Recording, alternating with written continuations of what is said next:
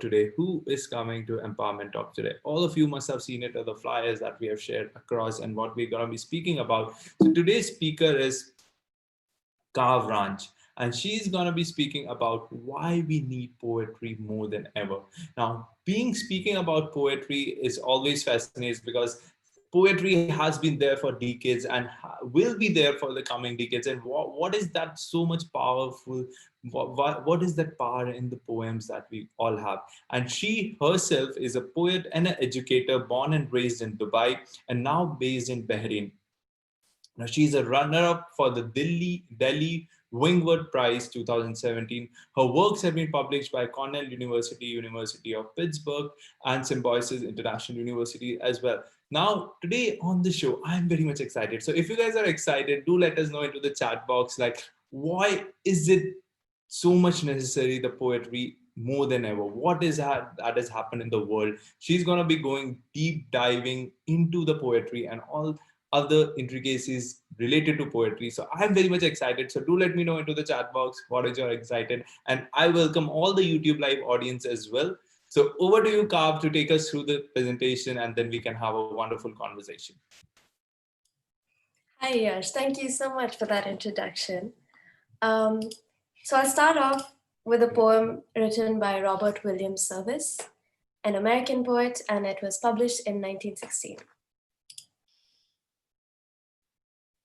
Have you gazed on naked grandeur where there's nothing else to gaze on? Set pieces and drop curtain scenes galore, big mountains heave to heaven where the blinding sunsets blazon, black canyons where the rapids rip and roar. Have you swept the visioned valley with the green stream streaking through it? Searched the vastness for something you have lost? Have you strung your soul to silence? Then for God's sake, go and do it. Hear the challenge, learn the lesson, pay the cost. Have you wandered in the wilderness, the sagebrush desolation, the bunch grass levels where the cattle graze? Have you whistled bits of ragtime at the end of all creation and learned to know the desert's little ways? Have you camped upon the foothills? Have you galloped o'er the ranges? Have you roamed the arid sunlands through and through? Have you chummed up with the mesa? Do you know its moods and changes? Then listen to the wild. It's calling you. So this is The Call of the Wild, written in 1916. And this is usually what we're conditioned to think of when we hear poetry, right? Even just the word. We think of grand romantic landscapes, sweeping sentences, and unfortunately, something that's very understandable being portrayed in a language that seems complex. So good evening to everyone who's watching. Tonight, I'm going to tell you about poetry and how it has changed, how it continues to change since this poem, and why we need it most of all in the current climate. In the poem I just recited, the message is clear, right? Being portrayed in a language. Leave your desk job and go be with the wilderness for a while. So why didn't the poet just write that? Why does he insist on dragging out a simple point to 4 entire stanzas? And this is not even like the entire poem. This is just an excerpt. But poetry is not for simple points. Literature is one of those mirrors through which we look into every dark crevice of our lives, and we have the opportunity to unearth something brilliant. It's not just about freedom of expression. It's about 4 skills that I consider: sharp observation, critical analysis, the significance of everything, and the best of all, kinesthetic learning. Skills that are applicable in any area of our lives. As I said, literature is one of those mirrors through which we look into the dark crevices of our lives, and we seem to be in a really dark time, it just makes sense to me that we would use literature to come out of this. So in our poem, we've already seen a couple of these skills, right? Sharp observation and kinesthetic learning. So firstly, my favorite is kinesthetic learning, or learning by doing, learning by experiencing. Poetry makes use of rhythm. Think of nursery rhymes. If I say A, B, you say C. This comes naturally to you. You will not be able to actually complete the first sentence of even your favorite novel as compared to a nursery rhyme, right? Musical tonality is a key tool tool in memorization techniques, and this helps us learn material faster and more effectively. So even in students with learning difficulties, child or adult, the comforting tone of a poem, the music of it, the tonality of it helps them learn faster. When I teach poetry to my students, one of the key points I tell them is to use sensory language. Persuasion and influence, especially in public speaking or effective communication, comes through enrapturing the senses. We are all just spiritual beings having a physical experience. And literature is a platform where you can really use that and create texture. Big mountains heave to heaven, which the blinding sunsets blaze on. This is one line in the poem and makes huge emphasis on the sense of sight. But even the word big mountains heaved to heaven invokes some kind of muscle memory in you. You can feel just the immensity of that mountain, how big, how enormous it must be. Secondly, what do poets do? There's a meme on this, right? What do poets do? We compare things to other things, and it seems ridiculously simplistic, but actually, it's the truth, and it's reflective of a really fine tuned attention to detail. One of the fundamental objectives of the human brain is to discover patterns, which only happens through a repetition of experience. So, to compare and to contrast two different experiences, two different places, two different pebbles on a road, is the human mind doing what it's been doing since time immemorial, learning. And of course, complicated language makes learning a little harder, just as in the poem I've just read, right? Poetry has changed so much since 1916. It's become a lot more democratic, easily available, and accessible to the masses. Think of Instagram poetry, one line phrases that seem to hit home to a lot of people on the internet. And this is what I aim to do with my craft. I don't believe in big words, only big ideas. This is something that I teach my students to write anyway. We strip everything that is unnecessary out of the poem, and we try to use the smallest words we can. Of course, literature being an elevated form of language, an elevated form of just simple communication, it has the unique ability to be able to tie completely different ideas into one context. For example, Katie Mack is this American poet, an astrophysicist, and assistant professor at North Carolina State University. And a lot of her work has to do with dark matter and black holes in the universe, but it also has to do with the intersection of this kind of science and like hardcore theoretical cosmology with something like poetry. So I will be performing one of her works, Disorientation by Katie Mack. I want to make you dizzy. I want to make you look up into the sky and comprehend, maybe for the first time, the darkness that lies beyond the evanescent wisp of the atmosphere, the endless depths of the cosmos, a desolation by degrees. I want the earth to turn beneath you and knock your balance off, carry you eastward at 1,000 miles an hour into the light, the dark, and the light again. I want you to watch the earth rising you up to meet the rays of the morning sun. I want the sky to stop you dead in your tracks on your walk home tonight because you happen to glance up and among all the shining pinpricks you recognize one as of the light of an alien world. I want you to taste the iron in your blood and see its likeness to the rust-red sands on the long, dry dunes of Mars, born of the same nebula dust that coalesced random flotsam of stellar debris into rocks, oceans, your own beating heart. I want you to see your world from 4 billion miles away, a tiny glint of blue in the sharp white light of an ordinary star in the darkness. I want you to try to make out the boundaries of your nation from that vantage point and fail. I want you to feel it in your bones, in your breath, when two black holes colliding 1 billion light years away sends a tremor through space-time that makes every cell in your body stretch and strain. I want to make you nurse nostalgia for the stars, long dead, the ones that fused your carbon nuclei, and the ones whose last thermonuclear death throes outshine the entire galaxy to send a single photon into your eye.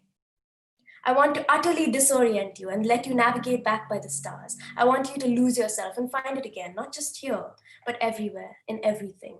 I want you to believe that the universe is a vast, random, uncaring place in which our species, our world, has absolutely no significance. And I want you to believe that the only response is to make our own beauty and meaning and to share it while we can. I want to make you wonder what is out there, what dreams may come in waves of radiation across the breadth of an endless expanse? What we may know given time, and what splendors might never, ever reach us. I want to make it mean something to you that you are in the cosmos, that you are of the cosmos, that you are born from stardust, and to stardust again you will return, that you are a way for the universe to be in awe of itself. So, this is a pretty amazing poem, right? It takes you to a million different places, spaces that you've never been in before, things that you've only seen on NASA images, and things that you might have experienced while looking up at the sky on your walk home. So here is the significance of everything. One photon in your eye, one glance upward into the sky can mean so much if you want it to. In a famous line from the film Dead Poets Society, medicine, law, business, engineering, these are noble pursuits and necessary to sustain life. But poetry, beauty, romance, love, these are what we stay alive for. In other words, finding the significance of everything is the reason you stay alive. And finally, critical analysis. To understand something is not enough. To know its shortcomings is the first step in improving it, right? We can all appreciate the poem I've just read. We can all find it beautiful. We can all find it something that is musical and aesthetic and brilliant in terms of its visuals. But where does it falter? Where does it fail? Where can it expand even more? When we read poems, we could let the words roll off our tongues, off the page, off our minds. And the funny part is unpacking that poem is equally important. That's the part which allows you to find patterns. And financial analysts and economists do this all the time. It's just that they call it noticing trends, right? We apply the same rules to poetry and we discover similar tracks, different ones, wonder why a poet may have used a specific technique. Eventually, all it boils down to is the repetition of experience, to closely analyze and examine words on a page and understand why they are there, why other words have not been used, and what this could mean for the eventual totality of that poem. And of course, because poetry is a form of art, it's a playful experience for the reader, right? We want you to enjoy the work that we put out. We want you to revel in it and feel it and soak in it until you're done. You don't have the luxury of time with the stock market, for example, but it is eventually the same playground for your mind to develop the same skill, to critically analyze, to understand the significance of everything, to find small observations, and to learn on the job. We tend to view literature as something that is outside of our daily lives, outside of work, outside of uh, house chores, outside of normalcy. But Katie Mack shows us, even in this poem, why would you separate two things that you love when you could have them join to build something bigger? It's up to us to turn the page, decide whether we want to make use of this age old playground for the mind, and revel in it while we can, make meaning while we can. To end this speech, I'm now going to perform a poem I wrote a few years ago To the first years at my university who were wondering whether to major in literature. So, this is an open letter to the first year who doesn't know whether to take literature yet. Today, you are trying to make a big decision. Symptoms of this include feeling unnerved, like you will either fall or fly from this moment onward. Literature is a place for you to do both. One day you will find yourself drowning in early romantic poetry, and it will make sense to you 2 years after you learn it. This is the beautiful thing about art. Consuming it is never a linear process. One day you are disgusted by Blake's tiger, and a week down the line you find yourself staring down the jaws of a particularly carnivorous newsman on the TV channel. Things often make sense years after they happen to you. One day in your fourth year, you will fall into the trap of thinking you've seen it all. You understand this place, these rules. And then you'll have the pleasure of feeling like a child on the first day of kindergarten, out to explore for the most interesting patches of paint on the bars of the jungle gym. You will know everything and still nothing. One day, your professor will ask you to tell him what a word is. And despite having read so many, none of them will leave your lips. It is a relationship with ghosts. Opening a book, you invite yourself to the musings of a complete stranger, the remnants of a soul on paper. Love them the way you would care for a small child. Learn to be human, to cry and rejoice and leave the things you once thought were forever. Learn the pain of living, the delight of days when you feel like a king, the gloom of feeling completely alone in the world, and then ruffle through the pages of a book to know that you will never be either, because you are too large for both. Learning literature is like being an astronaut. Space is just a visual manifestation of all the things we think we do not know yet, but have been a vital part of all along. You will come to know of yourself as almighty, as ever powerful and shape shifting. You will push yourselves up mountains of prose and throw yourselves off their peaks. Descend at full speeds into its foundations below, studying the sounds of every syllable that will come to form poems of Ozymandias. You will come to know yourself as nothing, a blip in the world, just trying to get at what it's really all about. Know that it's just about being. Literature is life. A movie you get to direct differently every time you flip a page. It is grief and love and everything in between. So while there is still life in you, live it, learn it, hang on to every waking second and recognize that you are part of something great. Jump into the unknown and never mistake the thrill of it for panic. You were meant for this. Thank you.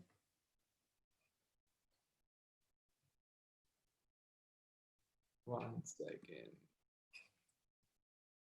Thank you very much, Kaav. This was one of the best empowerment talks I've heard of, literally, and totally, breaking down the nuances of the poetry and how we see the world of literature. Like how, as a consumer, I've never wrote a poem or something, but as a consumer and how the artist feels about the poem, it's entirely the different world that we are, like, as a consumer are into, and as the creators, as you get into, and I just love the way how you communicated the message that you wanted to communicate through this.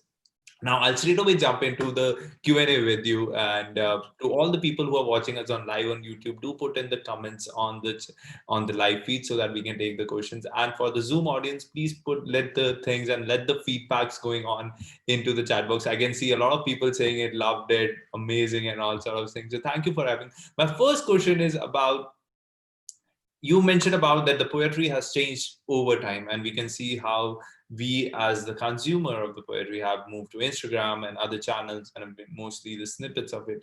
But how, as the creator, you have evolved with time, and because of the attention that you guys, like, we don't have a very limited attention span of, and so how it has changed, and how the poetry as an industry is coming and reacting to that. So, this is actually a great question. Thank you so much. And thank you to everyone who has been saying such sweet things in the comments.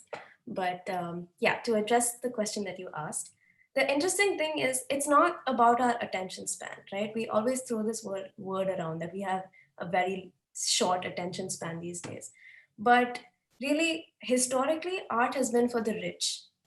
It's Yep. been for privileged people because it is something that you take leisure in, right? You have to have time to be able to appreciate art.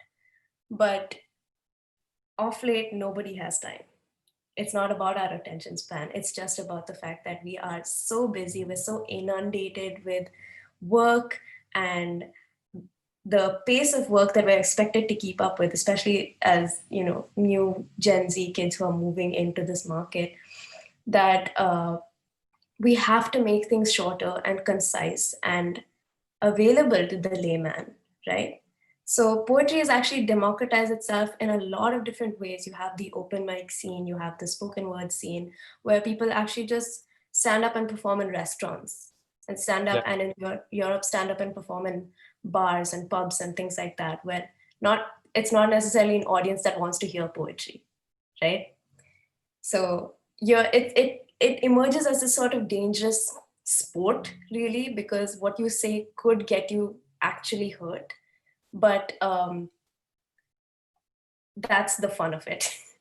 That's the fun of it for the performer, because you have to make sure that despite all these distractions that we have around us, the mobile phones, our other friends, music, uh, the event that we're at, our dinner table, it's we have to gain that attention back and fight for personal attention and fight for personal connection across a room. And in that way, it's become a lot more interactive. Yeah. So I find it really interesting that way. And I do a lot of spoken word poetry rather than written poetry, because Maybe written we move poetry, from the descriptive era to a visual era where you have to go and perform and stuff like that. yeah, But I love the fact that you mentioned about it takes you to places. Like there are different things in the world that exist that takes you to those places that, but when it comes about the art, the poetry, now how difficult is it for an poet to come back to the real world? Like you would, like you have gone to that world and you love that world of literature where you are into that space, you're writing that poetry, and then you come down into the struggles of the real world, and that distinguishing, how do you do that? And I think it's a very important thing between the for sure. artists to understand when I'm into this zone and when I'm into this zone. Oh, definitely. For me, I think it's quite interlinked. Again, it's very like I write about the world I'm in. I write about the real world. I don't want to write about fantasy because I don't see I'm not that kind of writer. There are plenty of writers who write about fantasy, but I like to write about the current experiences that we're going into, because at the end of the day, people want you to write something that they can relate to, right? True. So that's my answer. Okay. Now, there was another thing of, and that I pretty much struggled with, unpacking the poem. Okay. Mm. So you you write a piece of word or you write a piece, and as a creator, you have certain things in mind. How do you make sure that is the same meaning being conveyed to the audience, or to, because different emotions are touched on, different feelings are touched on, and different places people go to. So is it the intention of the poet to take you to those places, or how do you relate it to the how audience will consume it, the piece of word that you have written? Okay.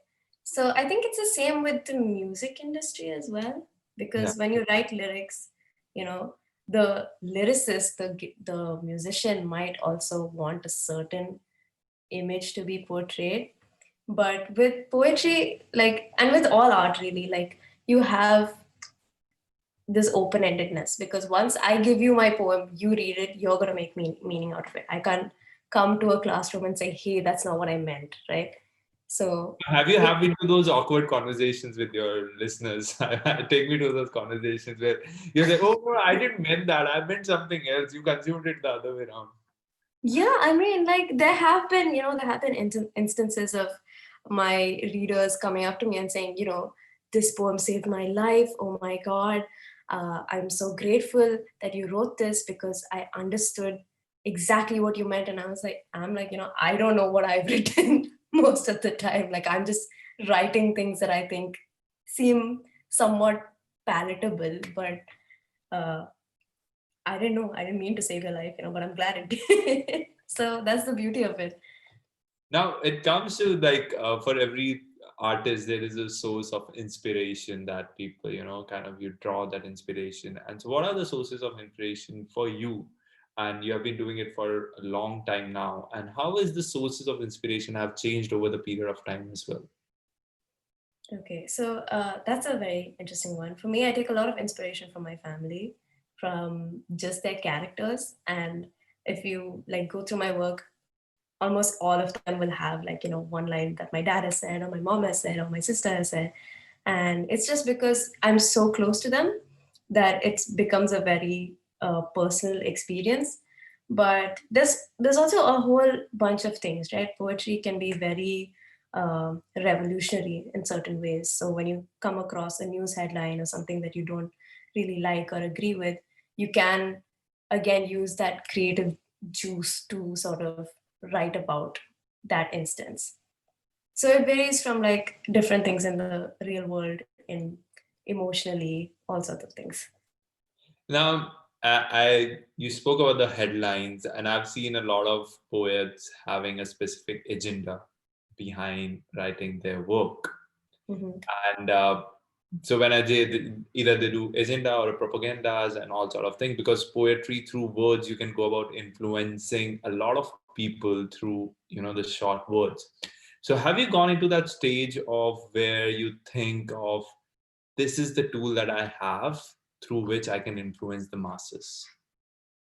Yeah, definitely. Especially in India, there's so many things that are happening that a lot of people want to fight for, raise awareness about, and it's a huge tool to gain other people's attention, even if they're not listening to what is happening on the news. Say Aranya Johar is an example of a poet whose feminist work has actually led her to get a like she's one of the youngest members in the UN's G7 at the moment. And so it can be a huge tool for impact on a mass level, but it just depends on how you use it, right? You can have all sorts of different There was ideas. a reason why I asked this question, because what happens is so there's an agenda or there's a propaganda and then there is an art, and people kind of blame your art if you are not fall into the propaganda or agenda that they follow in, and then the art gets art has to be compromised. So how important is it for the artist to kind of have that segregation? Because it's not the artist being a poet, because a lot of other artists also fall into this place. Like if you look at the actors or musicians and all sort of other things. So people don't appreciate them for their art, but they went down that okay, she spoke about this, I will not follow her from tomorrow. Okay. Though it's a very good wonderful piece of work. And how do how do you live in those worlds where you have so much of a following or so much of validation that was coming, but just speaking about a certain topic just takes that validation out of your art? Well, I think, yeah, Khalid has put it very well. Poets need to be authentic and write about what they believe in. So it's um, it's something that is ultimately very personal. It's just that I'm sharing it with the world to see if they think along the same lines, if they don't. And for me, it's not really about the audience and retaining them, but rather seeing what conversations can it lead to. Can my poem change an opinion? Will it hard make someone like a hardliner in a certain uh, belief system? What power does it have there? And if people want to disagree, they're free to disagree. That's their basic right. But I'm going to continue writing what I want to write.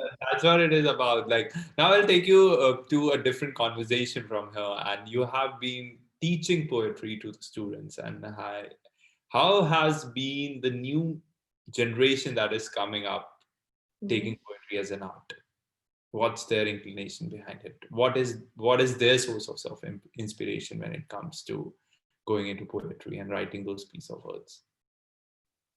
I think it's very different among different age groups, even within the same generation.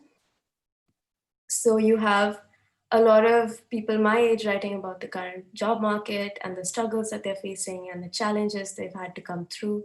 Whereas we even have like teenage students who are just writing about, something as small as a stutter that they face and how they're going to try and overcome it, and how it's hindered them for a really long period in their life, but now they're reclaiming it. So that's again with poetry, Personal. it has so much, yeah, it's so personal, and there's so much space for so many different topics. And that's what I love, just like letting them do their own thing while giving them a few skills that they might need. Now, it's just it can be a very childish question, but I would ask it because it just came into my mind. Like a lot of poets, they just talk about the grief, right, instead of talking most about the joy. Yeah.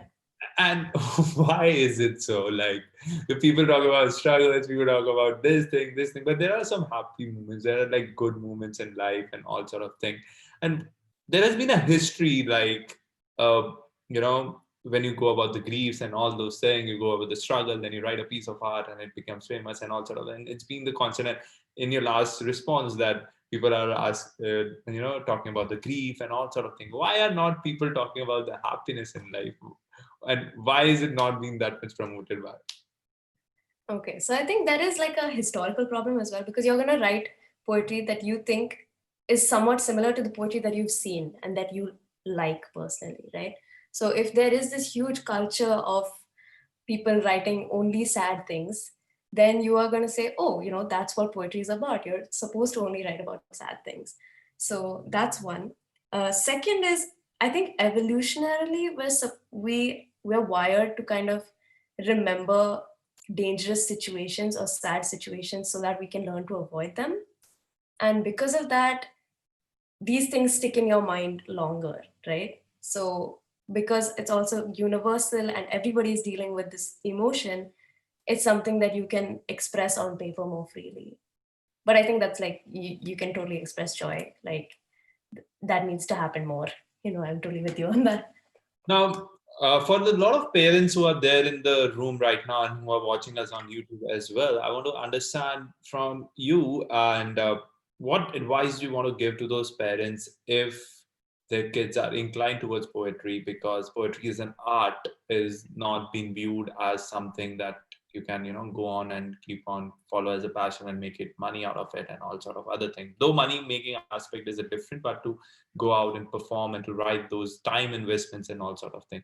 So, and you can tell us through your example, because I know for a fact that you have been associated with different organizations in India who are into poetry and all sort of. So a brief about that so that people can actually, because for me, I didn't knew any of those organizations that, kind of you mentioned. So how and what all sort of things have happened in recent decades that the kids can associate themselves with if they are inclined towards all these things? So there is a lot out there. Contrary to popular belief, like you think of poetry, you think of Shakespeare, you think of old men with a feather pen and things like that. You don't think of like contemporary real world poetry. But if your child is inclined towards literature, towards poetry, let them write, nurture it, foster it, because ultimately it's going to be a huge skill in terms of communication, in terms of being able to fit in so many techniques into one short space. And if it's performance poetry, public speaking, right? And that is one of the top skills that the world requires today and has required for a really long time. And yet so many people falter with it. So if your child is naturally inclined towards something like that, like help them out and help them blossom. Because I know for me, I did have a really hard time speaking loudly or speaking publicly. And this really helped me come out of my shell and express myself that way. But yeah, it's the world isn't just limited to IITs and IIMs in the world. The world, you can do other things and you can make money out of it too, a lot of money out of it. Yeah, So that the last line that you said, I can totally relate to. Though I belong to those, but it's not just IT, but there's a lot more into the world that you can go about exploring. And day before yesterday's speaker who came to this platform, he has been IIT, IM, ex-banker, ex-scientist, ex-government, everything he had done, and now he's following a proper business, how Gujaratis do the business. So there's a Oh, lot, there's a lot in this world too. I would, so you mentioned the first thing that you started that your poem was about the kinesthetic learning. Can you give a bit more, because somebody has privately messaged me, what is kinesthetic learning and what exactly it is all about? okay. So there are different ways in which we learn, right? And different students react to different techniques. So some people may have a really easy time learning just through rote memorization or learning just through visual aids or storytelling. Kinesthetic learning is when you learn while working. So it's like connected to a lot of what adults do in real life jobs and things, right? Like when you're working on a project, when you have to apply rules, when you have to experience something in order for it to really sink into your head. And that is one of the most effective methods of learning. So poetry in that sense, you can read a poem, you can say I don't understand it, but when you give it the time that it requires and give it the time to actually sink into your head and analyze every line, then you're not only learning how to analyze, learning how to observe, you're also learning what it is to be a writer, what it is to be a poet, what is this poem about. You get sucked in. You do end up getting sucked in. And it's just that form of learning. Okay, again, a very layman question, but what's the difference between a poem and a piece of art that you've written? Is it just the rhyming difference, or there's a lot more other differences that is a There's a novel? lot. There's a lot. And the thing is, like, these days it blurs more and more. So you can have as much fun as you want with it, right? So a lot So of people, exactly called it as a poem in today's world? Because to be honest, when I was in the schools, that was the last time I had relations with the poems, and then it became the two-liner shairis and all. But the last time I read, and the teachers used to focus on those rhyming words. If you can put a piece of content with the rhyming, it can be called as a poem. Is it still the same, or I had a very wrong definition of what no, poem? no. So that's the thing. That's another thing that people think about, right? It has to rhyme, otherwise it's not a poem. And even kids are like really conditioned into this. They're like, oh, I have to write a poem means I have to rhyme, otherwise it's bad, right? But that's not true. There's a whole like even from the 1800s, you have this whole genre of poetry, which is free verse, right? You can write without any rhyme whatsoever. As long as your language is a little bit intricate, has more to show than to tell, and is concise, like compared to a novel, then it's more on the poetry side than the prose side. But it's a spectrum these days. You can do whatever you want. Like I'll write one paragraph, I'm like, yeah, okay, this is my poem for the day. And that's how a lot of spoken word poems come out, right? You don't write them in meter. You don't none of the Only the first poem I recited today rhymes. And that's the point. It's become more democratic. It's become something that everyone can understand. So, how frequently do you write? Every day? I try to put in 2 hours every day. Yeah. Oh, great, great, great. So when is your published? Like, have you wrote a book, or you're in process of writing a book, or how as a viewer I can go and check out your poetries? So right now, most of my poems, I put them up on my Instagram. I do occasionally submit to other magazines and online journals and things like that. And I'm working on a published collection. I actually did publish a whole collection when I was 16. Wow. So that is available on Amazon still. I was And still in the midst of those NCRT books then, trying to. Okay. yeah, so it's just like right now I'm just working on things, researching and figuring it out before Great, I go great. into So for publication. all the listeners on the YouTube as well as on the Zoom, I'll put in the YouTube comments the Instagram link for the Kaav, so you can go out and check out her page on Instagram and her works. And thank you very much, Kaav, for coming onto the platform and sharing us the nuances of what poetry is all about, what can be related to today's world, and how we can go about communicating it with the generations that are coming up. My last question to you would be, what is your feeling coming to Empowerment Talks? And big shout out to your mother, Saira, who has been my Toastmasters Club member. She's there in the audience as well. So Well, How this is was it? lovely. Like, this is just like so much fun. I get to talk about what I love, and you hold these inspiring conversations every day, which is something inspiring in itself. So, thank you so much for having me and being able to share this message with the rest of the world. So thank you very much. It was our pleasure. And to everybody who's watching us on YouTube right now, thank you for joining us and do subscribe to our YouTube channel right away because these are the daily conversations that inspire.